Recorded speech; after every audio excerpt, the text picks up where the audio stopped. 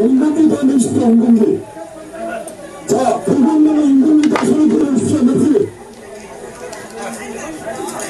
인건비가, 자, 집중하십시오. 인건비 더 내십시오, 인건비. 인건비를 더 내십시오. 자, 인건비를 기사들이 바로 앞에서 찍혔습니다. 하나, 둘, 셋, 하나 찍습니다. 하나, 둘, 셋, 찍어요. 한 번만 찍습니다.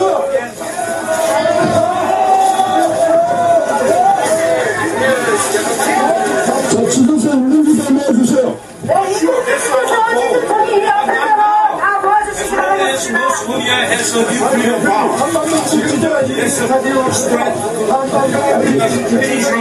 자, 여러분,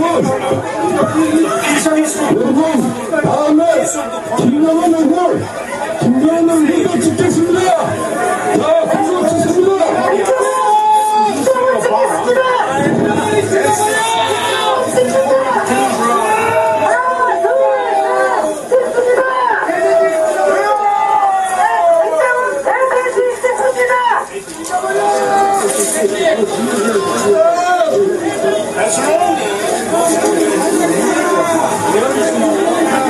자, 김정은 다 찢어진다. 다 찢어보세요. 김정은, 나가, 경찰 나가라, 나가.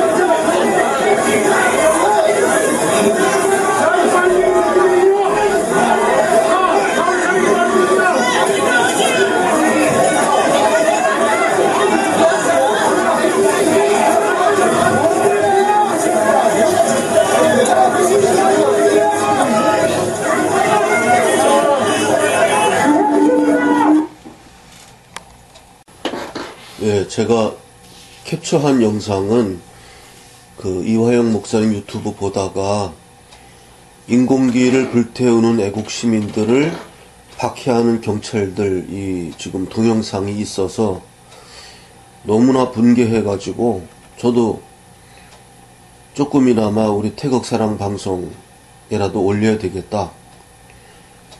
예, 이게 말이 됩니까? 인공기를 불태우고 찍고 하는 것은 우리나라에서는 정상적인 행위 아니에요? 이걸 어떻게 막습니까, 경찰이? 이 어느 나라 경찰이에요, 이게? 김정은이는 반란 집단의 수괴 아니에요, 수괴. 반란 집단의 수괴.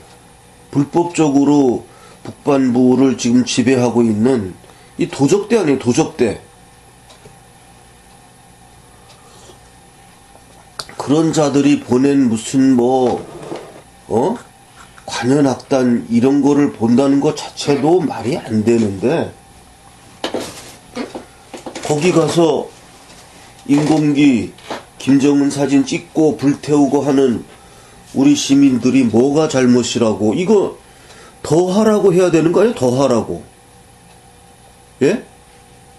우리가 매일 하기 힘드니까 어쩌다 한번 인공기 불태우는 세레모니 하는 거잖아요. 매일, 사실 이거 매일 해야 됩니다. 북한 정권에 대한 그 불태우는 마음을 가지고, 제가 어저께인가요? 그저께인가요?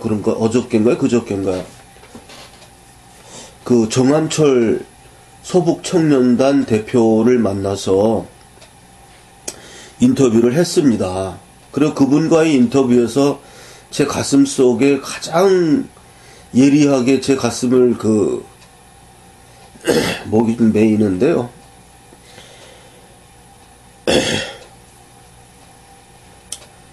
가슴이 정말 쪼개지게 아팠던 거는,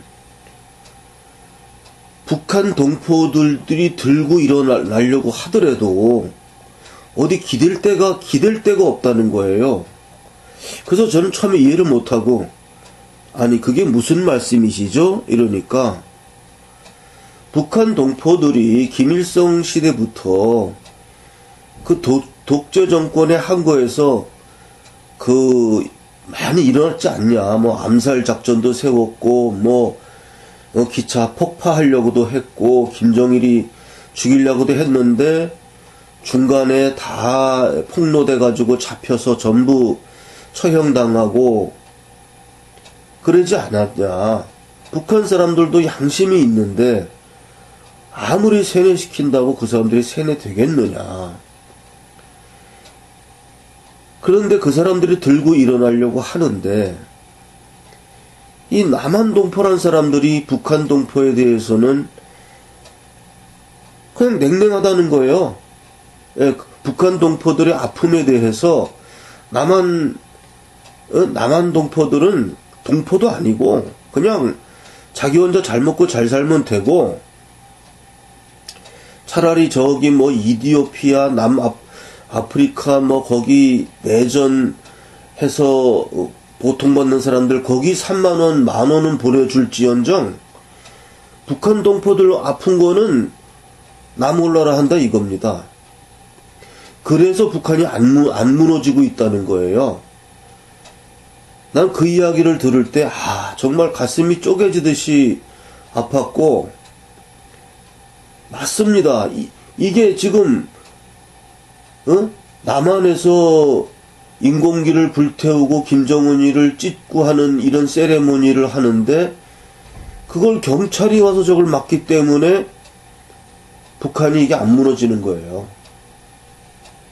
그러니까 정함철 씨, 어저께 정함철 씨의 이야기에 아주 굉장히 아주 이렇게 섬뜩이는 어떤 예리한 레이저 광선 같은 걸 봤는데요, 저도. 섬뜩이라고 하면 나쁜 뜻이죠. 번뜩이는 어떤 레이저 광선 같은 걸 봤는데요. 북한 동포들에게 다 전달된다는 겁니다. 이 남한 사람들의 이것이. 북한이 안다는 겁니다. 북한 국민들이. 그래서 어떻게 해서든 남한에게만 가면은 남한 사람들이 같이 손을 잡는다는 이게 있으면 북한 벌써 뒤집어졌다는 겁니다. 벌써 뒤집어졌다는 거예요. 그런데 노무현 정부 때 어떻게 했습니까? 탈북민들 전부 북송되고 북한으로 다 보내고 그랬지 않습니까? 그렇게 해버리니 북한 주민들이 어떻게 들고 일어납니까? 남한 사람들도 못 믿겠고 어디 기댈 데가 없다는 거예요. 전 그 얘기 들으면서, 그러니 남한에 지금 태극기, 인공기 불태우다가 경찰이 저지하는 거는커녕 이건 박근혜 대통령을 끌어내렸으니 이런 이야기가 지금 북한에 전달되면 북한이 어떻게 되겠습니까? 꼼짝 못하는 거죠. 봐라, 박근혜 끌어내렸다. 우리 민노총, 빨갱이들이 다 끌어내렸다. 이렇게 지금 할 거 아닙니까?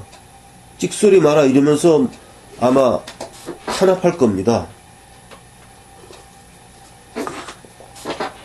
이런 것도 만약에 인공기 불태우는 거, 이게 지금 문재인 씨가 우리나라의 대통령이 아니란 것이 입증됐어요. 혹시나 이 방송을 보는 좌파, 문재인 지지하는 사람들에게 말씀을 드립니다.